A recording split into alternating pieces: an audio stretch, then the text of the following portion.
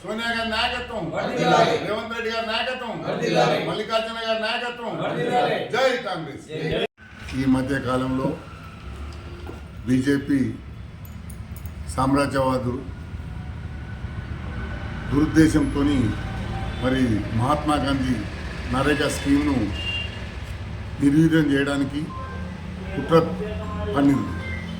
ఈ కుట్రలో భాగంగా మరి మొత్తం అప్పుడున్న సోనియా గాంధీ గారు వారి ఒక హక్కులాగా అనంతపురం తర్వాత మెదక్లో లేబర్ మొత్తం ఇంటికి తాళాలు వేసిపోతుంటే మరి వాళ్ళని చూసి ఎక్కడ వలస కార్మికులుగా పోయిందని తెలుసుకొని గుర్తించి ఎంబడే ఈ పథకాన్ని పెట్టాలని మొట్టమొదటిగా మన శ్రీమతి సోనియా గాంధీ గారు మరి ప్రవేశపెట్టిన మాట వాస్తవం.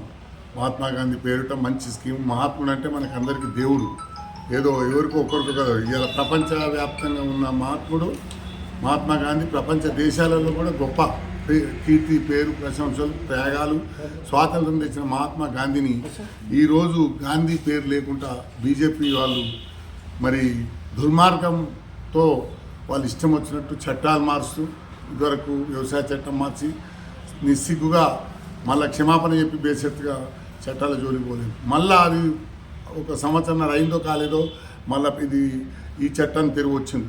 ఈ చట్టము అందరికీ బీదసార వర్గాలకు, మన ఎస్సీ ఎస్టీ మైనార్టీ అందరి సోదరులకు పనికొచ్చే కార్యక్రమం. పూటకు బిలో పవర్టీ లైన్ వాళ్ళందరికీ, కార్మికులకు అందరికీ రోజు నిత్య జీవనం గడుపుకునే మంచి స్కీమును, ఈ స్కీమ్ బాగుందని ప్రపంచ దేశాలు కూడా హర్షించిన సందర్భాల్లో కావాలని దురుద్దేశంతో దీన్ని నిర్వీర్యం చేయడం కోసం మరి కాంగ్రెస్ ఇచ్చింది, మనం దాన్ని చెడిపేయాలని చెడు ఉద్దేశంతో మరి బీజేపీ వాళ్ళు ఇవాళ మోదీ గారు వాళ్ళ మంత్రులు అందరు కలిసి ఈ కార్యక్రమం చేసినారు. ఇది చాలా తప్పు. భారతదేశంలో ఇంత మంచి ఏది తెచ్చినా కాంగ్రెస్ పార్టీలో మన రాహుల్ గాంధీ నుంచి మంత్రులు వచ్చిండ్రు.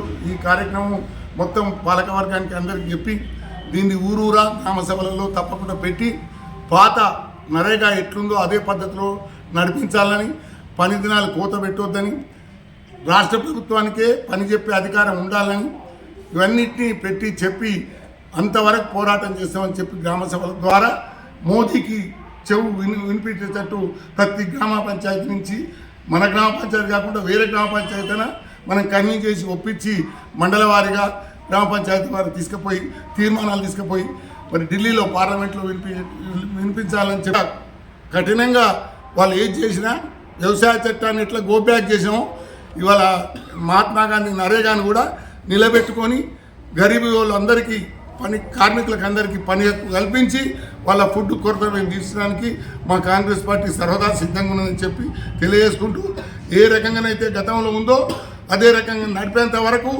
మా కాంగ్రెస్ పార్టీ నుంచి పోరాటం ఆగదు, గ్రామసభ ఆగదు. మహాత్మా గాంధీ పేరు ఉండొద్దు, గాంధీ పేరు గాంధీవాదమే ఉండొద్దు అనే ఉద్దేశంతో బీజేపీ ప్రభుత్వం కుట్రలు పన్ని బి రామ్జీ అనే పేరు పెట్టి ఇది వికసిత భారత్ అని పెట్టిండు. అది చాలా వ్యతిరేకము. ఎందుకంటే ఒక భారతదేశానికి స్వాతంత్రం తెచ్చిన మహనీయుడు మహాత్మా గాంధీ గారు, ఆయన తెచ్చిన ఈ పథకాన్ని నిర్వీర్యం చేస్తామనంటే ఇక్కడ కాంగ్రెస్ పార్టీ ఊరుకోదు. 1 కోటి మందితోని ఈ స్కానర్తోని మేము వాళ్ళతోని సందేశం తీసుకోవడం కూడా జరుగుతుంది. వాళ్ళకు సర్టిఫికెట్ల ద్వారా కూడా ఇది మన సంగ్రామ కార్యక్రమం కూడా నిర్వహించడం కూడా జరుగుతుంది. కాబట్టి బీజేపీ నాయకులారా ఒక్కటే గుర్తుపెట్టుకోండి, వెంటనే మహాత్మా గాంధీ గారు గ్రామీణ ఉపాధి హామీ పథకాన్ని ఏ విధంగా కొనసాగించాలో మీరు ఒకసారి పునరుద్ధరించుకోండి. ఆ పథకం ద్వారా ప్రజలకు పేరు మారితే కనుక వాళ్ళు ఊరుకునే ప్రసక్తే లేదు. కాంగ్రెస్ పార్టీ నుంచి కూడా మేము డిమాండ్ చేస్తున్నాం.